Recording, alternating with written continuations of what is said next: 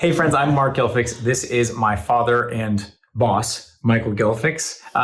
Sometimes, yeah. We're attorneys at Gilfix and the Paul Associates, and we want to talk today about Mike's path because he's been in California for decades. Our firm is based in Palo Alto, California, but you're not from California. So where are you from? From an extremely small town in northern Michigan. I grew up in a town with about 1,800 people, counting the farms. Everything was modest. Everything was small. Our house was 24 feet by 25 feet. That's a fair measurement. 600 plus square feet. The house I grew up in with my parents and my brother. So, it was very simple. We weren't poor. We didn't feel poor, but certainly there was no abundance. Yeah. But everybody in town was like that. What's the name of the town? The name of the town is East Tawas. Tawas, East Tawas, Michigan. East Tawas, Michigan. It's on Lake Huron. Very beautiful in the summertime. Not so cool in the wintertime. When I was a kid, the snowdrifts would be awesome. And I've been there several times to visit. In the summer, plug for East Tawas, Michigan. Gorgeous. Go to East Tawas in the summer. It's right on Lake Huron. Talk about 3 powerful lessons you got from growing up in a small Midwestern town that you don't think you would have gotten having grown up if you'd grown up in a big city. So one is I think I have a much greater appreciation for friendships and relationships. I've been kind of the glue, not the glue, but the prime motivator in getting a lot of our childhood friends together. We now have an event independent of me that gets us together, but there are 2 of my best friends I met when I was 3 years old. I moved to town. They came over to the house when they were 3. And we're now 77 and we're still good friends. I just hung out with them last week in Michigan. So friendships and people being there, we weren't always on the best of terms. Usually we were. But again, how relationships matter, being there for people. And that's carried over to my life in so many ways. And I also think it's relevant to our practice. I don't just see individuals as individuals. I view people as part of a community. And I think that's essential to understanding where they come from. So that's lesson number 1. Lesson number 2 is I was oddly blessed by not having great teachers in high school. Again, things were modest. Great teachers wouldn't go there. Side note, all of your high school teachers are no longer probably with us. Oh, so sure. None of them will take offense to this, but you didn't have great teachers in high school. No, generally, there were a few. There were nice people. The English teacher was awesome. She was incredible, and she had a big impact on me. Among other things, she had us learn a couple of Shakespeare sonnets that to this day I can recite. I had to relearn them, I must admit. But generally, what I got from that and going off to the University of Michigan was really a sense of insecurity because when I met other kids who were from Detroit or Chicago, they all seemed better prepared. And I felt like I was just, that it was a struggle for me to be there. So interestingly, one of the lessons from growing up in a small town, well, not really a lesson, so it gave you a sense of insecurity and that drove you, right? It did. So, if one is reasonably intelligent and really driven and really frightened, frankly, about grades in college, I worked really, really hard and I got really good grades. In fact, that's how I was able to transfer to Stanford after 2 years at the University of Michigan. If it weren't for that insecurity and working so hard, I don't think that would have happened.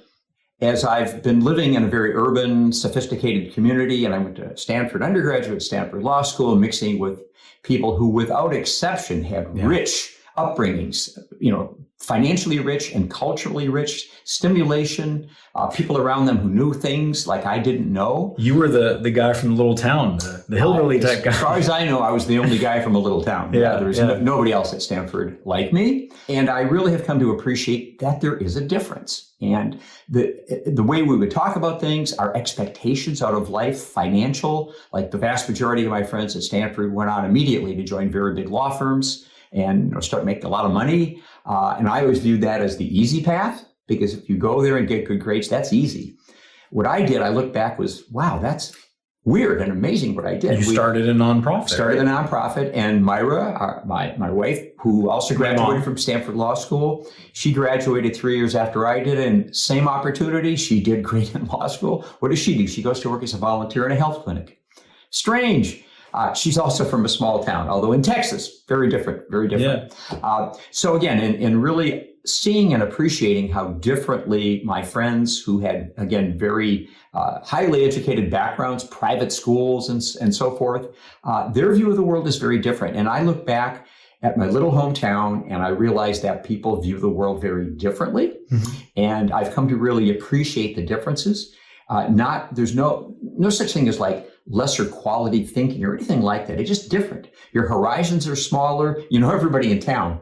And that has an impact on everything that you do. You know, you're visible, and things are much more basic. And it is a more conservative community than the one in which we reside right now. But I'm totally comfortable in both. Yeah. So how would you say that the small town feel and maybe not having such massively high financial expectations helped push you into helping people and nonprofits? Well, it made me more comfortable not worrying about money. I mean, sometimes the reaction is, oh, gee, I grew up without much money. Now I have to make a ton. For reasons I'm not even sure I understand, I just didn't have that. We were driven by a desire to help people. Who was an underserved community, who isn't getting legal services. And at that time, there was nobody providing free or low-cost services to people who are older, dealing with long-term care, landlord-tenant, I mean, just the stuff of life. So once we opened our eyes to that set of issues and special needs, the eyes got wider and wider because we discovered more and more issues. And then, honestly, it was the excitement of building a field of law that propelled us. I had countless all-nighters where I'm writing books and manuals because we're teaching others. It didn't even occur to me that it was hard. It was like exciting. It was fun. It was creating. So your small town background and just you weren't obsessed with money and material things. And I know that when I was born, we were living in a tiny house, not much bigger than the house you grew up in. And it was 30 by 30. It was much bigger than the one I grew up in. 25 by 20. Right. Yeah. So I think that's really your small town background, it's relationships, not worrying so much, not being as materialistic as you probably would have been if you'd grown up in New York City or San Francisco or LA or whatever. I can't be sure about that, of course, because we are who we are and we have our genetics and we have influences. So who knows? Yeah. But I can only say, how it was for me. Yeah. And that, interestingly, a gift of that sense of insecurity. So I think that's actually really interesting. That was a gift. And you hear that from a lot of business owners and entrepreneurs and people who've made it big, is that it's a chip on their shoulder and an insecurity that drives them. If you're comfortable and everything's good, you're not going to build something amazing and great, most likely. Would you say it was a chip on your shoulder? I would not say, no, right? I was thinking it's not a chip on my shoulder. It was insecurity. I didn't have that. And, it was a comfortable insecurity. It just drove me to work really, really hard. It wasn't conscious that I have this lesser background because I obviously overcame it, obviously. So it was comfortable and routine for me to work hard. It just become part of me. And I do think some of that flows from growing up in a small town. Yeah. A lot of my friends did really well, and without exception, they worked really hard. We've compared notes. Yeah. We've all been really hard workers. That's amazing. Yeah. Well, and I think that also relates, you created the field of elder law. You're one of the founding members of the field. You helped come up with the term elder law. How would you say your East Tawas upbringing and maybe that insecurity helped you to literally create this field and build the nonprofits and build this field of law? The first thing to say is that my wife, your mother, Myra Gerson Gilfix, I think she was really the key motivator in coming up with the term. She was always talking about how the term elder is respectful. And so I give credit to Myra on this. Then we did get a copyright patent on the term elder law. A trademark? Trademark. That's not our area on the term, which we gave up because we created an organization with using that term. We weren't financially motivated in that at all. How did you create the term elder law, and what does the term elder law mean to you? Because you're one of the creators of the field. Yeah. So talk about that. Well, at the very outset, in 1973, when I graduated from the Stanford Law School, and we were creating the first free legal services program for elders in the country, there was no guidance about what age do you become an elder. We came up with that term a little bit later. So you and Myra Gerson Gilfix, my mom, helped really come up with that term? Absolutely. That's so cool. And to this day, I find it to be respectful. Myra and I and a small group of other attorneys, about 15 years later, created the National Academy of Elder Law Attorneys. It's now got like 4,600 members. We were on the original board of directors. We did create the field. What does elder law mean to you in a very quick summary? What does that mean? It means taking care of families, really. It means taking care of people as we age, realizing that the issues and the way we should think about them are just different than for somebody who's in their 40s or 50s or sometimes even 60s. We have to think about long-term care. We have to think about respect.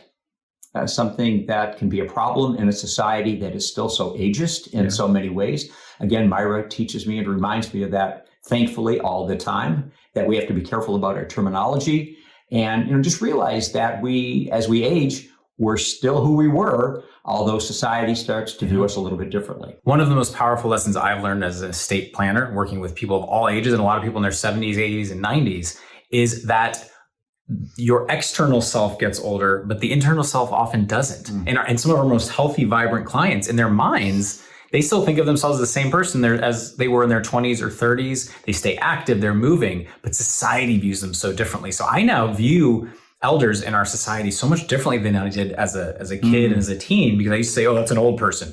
I can't relate to them. They're different.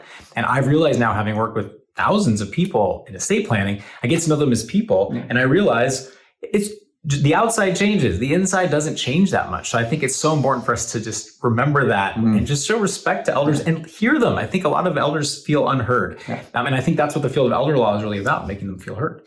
Right. And frankly, when I'm asked what I do, I never say I do estate planning. I never say that. What I say is we take care of families. We do trusts. We do tax. We make sure people get quality long-term care. We help them protect assets, protect the house. But it's really about taking care of yourselves and your kids and your grandkids and your community. So when you start from that premise, it's very different. Estate planning to me kind of suggests documents and tax. An estate and a giant estate. Right? It does that. So I don't like that term. And of course we do all of that. Yeah. But the perspective is families. It sounds kind of trite in a way, but I think it's underappreciated that we're taking care of people, not just money. It's people that we're taking care of. Michael Gilfix, elder law legend. But you've had these 70-year plus friendships with your buddies from your hometown. What are some tips you'd have for maintaining multi-decade friendships? Be proactive and be the one to call everybody. It's easy to let it drift. We let it drift. We get busy. And I wasn't perfect on this, but clearly we've kept things together. And frankly, there was an event in my hometown, the passing of one of my friend's fathers, and we created a golf tournament around that. But I was going back and I was in touch with everybody anyway. So the danger is complacency. We're comfortable. We get busy. We have kids. We have lives. And we just stop thinking about these things. And I've asked a lot of people, are you still close to people you were friends with in elementary school times? It's rare. It is rare. They'll say, I'm not close we're friends, but not close friends, not people you talk with and depend on. I've got a bunch of folks I can call. They'll be here if I need them. They'll be here. And I'll be there. That's because you've had a sustained effort every year. You have the annual golf tournament. Yeah. You proactively reach out. You don't just hope for the best and, hey, we'll check in eventually. I think too many of us look, we should hang out sometime. Right. We should reconnect. Yeah. But you have to actually hear that all the do time. it. Yeah. It's easy to say. It is very hard to do. And you got to be patient. You got to be tenacious. And so you got to be the one to do the organizing. Sometimes that costs a little bit of money. Mostly it's time and energy. Yeah. And partly as a result of that whole way of thinking, we've created an attorney group of people who do similar work. And now we have a group of 5 attorneys. We've been meeting for like 25 years or so every year. In different parts of the country? From different parts of the country. And I really think my background thinking this way is one of the main reasons I'm so committed to it and why it's become an extraordinary set of relationships. Staying in touch. So tips from an elder law legend about maintaining friendships over the decades. I think too many of us let friendships go by the wayside. It takes work. It takes effort. And not being judgmental about different ways of viewing the world. And a lot of people in my hometown view things very differently than I do. No question. But I can still kind of set that aside, and have plenty of space for them, be friends with them, really understand where they're coming from. And I really think that exposure made it more possible for me to do that.